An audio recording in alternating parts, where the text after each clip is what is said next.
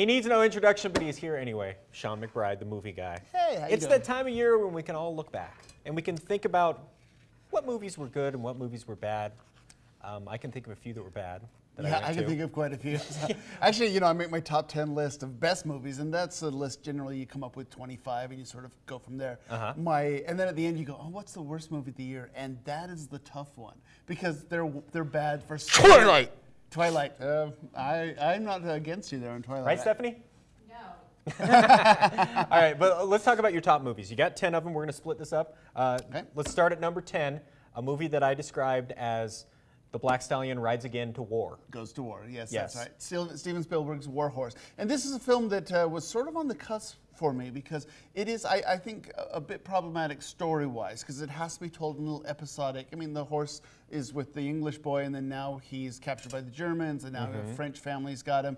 And so that doesn't make for narrative cohesion. So it's kind of a weird story. It's like, here we go, oh, stop. Here we go, stop, you know. I think that's a little problematic.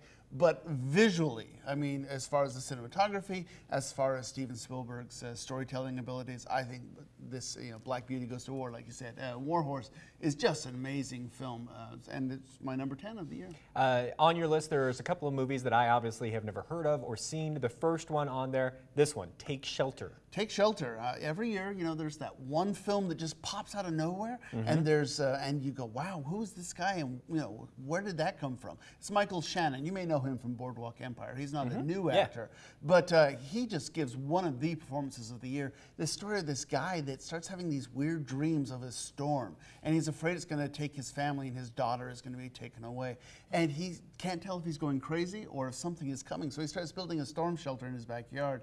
A really good performance and a very disquieting film. You know, it's one of those films that you look at it like, oh, people have lost their jobs, and this sort of plays into that unease. Martin Scorsese makes your list with Hugo, which is, I recall when you came in and kind of gave that review, you were a little mixed on it at the time because it seemed a little odd. I'm still a little mixed on it if you're looking at it as a family film. Not because it's odd, but because it's slow, and I don't think that it works that well for kids. I think they'll be a little bored. But as far as craftsmanship going on, this is Scorsese's first 3D foray, and it's some of the best 3D of the year. Visually amazing film. And then basically it's a Valentine to the early days of cinema.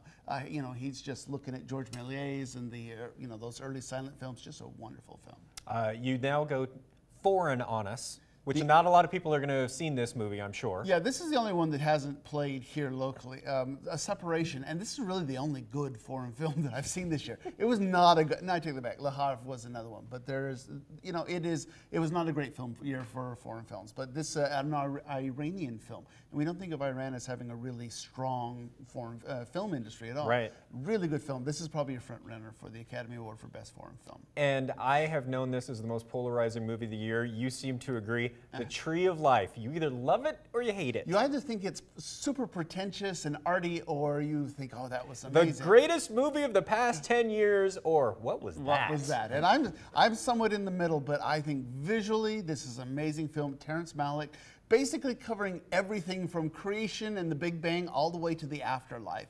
And you've got, you know, I don't understand how that could be confusing at all. Yeah, exactly. But a very good film, visually amazing, great performances from people like Brad Pitt, Jessica Chastain. A very strong film, but like you're saying, I'm still not sure exactly what some of it means. There you see 10 through 6 of the Movie Guy Top 10. We're actually going to give the top 5 coming up in our next half hour, and there's a surprise on there that Stephanie needs to call you on the carpet about. Okay. There's a Mouseketeer on that. That's all I'm saying. Oh, there we go. So Do we comment on that, or do we I just know. move on? Yeah, just move on. Barbados, man. Yeah, there we go. All right, so I'm here with Sean McBride, the movie guy. You're back again. Part 2 of my top 10 list. That's right. But before we even get into that, I have a bone to pick with you. Okay. Your worst movie of the year. Tell everybody what it is. Well, Jay thought it should be Twilight, which I know you disagree with as I well. disagree but with that. Red Riding Hood. Which I loved. Yeah. I loved Catherine Hardwicke and lots of her other movies. Jay, can you come back over here? I can't It was talk to this so woman anymore. stylistically beautiful. It was fantastic. I'll just sit here and just shake my head, folks. Yeah, don't you? You're not invited to go to the movies with me anymore. Anyway, so your top 5. So number 5 is The Girl with the Dragon Tattoo, and that just came out. Just recently, Yeah. yeah. David Fincher, he's the guy who did The Social Network last Okay. year. really a good director, certainly on a roll. I'm a big fan of both the novels and of the Swedish films that they made before. And I thought, well, they can't. I mean, why are they remaking this? Let's just see the films that already exist. Yeah. But I think these are better films. I think Fincher is very good here. I think this is a great adult, very adult film. Right, it's violent, right? And very sexual. So don't take the kids to this one. Gotcha. I haven't read the books, so yeah, I don't know. You should read the books and stop reading Twilight. Oh, come on. Oh, it's a rough crowd. Okay, here you go. This one's Drive. for you. Number 4, Drive, starring Ryan Gosling. Yes. My heart just like Mrs. Gosling in the future here. Hi, Ryan. Hey, look, Drive is a film that came out in the tail end of summer, and we thought I missed it.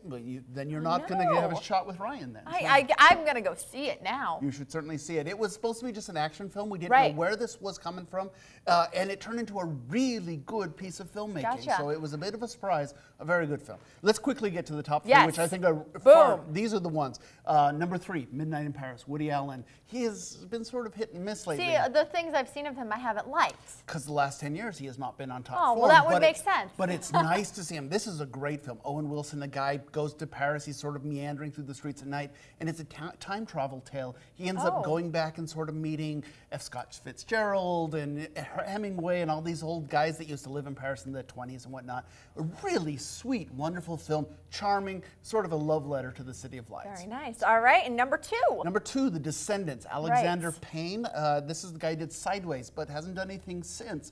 7 years he's been gone. And I loved this movie. This is a wonderful film. Yeah. Clooney's probably your front runner for the Academy Award at the moment. That all will change, I'm sure, as we get throughout the year, closer to the awards telecast. But it's sort of about a guy whose wife is in a coma, and he's sort of going around and telling people, this is your chance to go say goodbye to her because she's not going to be alive much longer. He finds out she's been having an affair. So do you tell the lover? Because she obviously loved him. Yeah. And it's a great story about connecting with his family. He had been estranged from his daughters. Just I think a really wonderful, but obviously very adult film. So your top pick, I think a lot of people will love it. And then there's people who won't even see it because of the concept. Yeah, The Artist, a black and white silent film. It's a French film, although the title cards are in English and stars some American actors.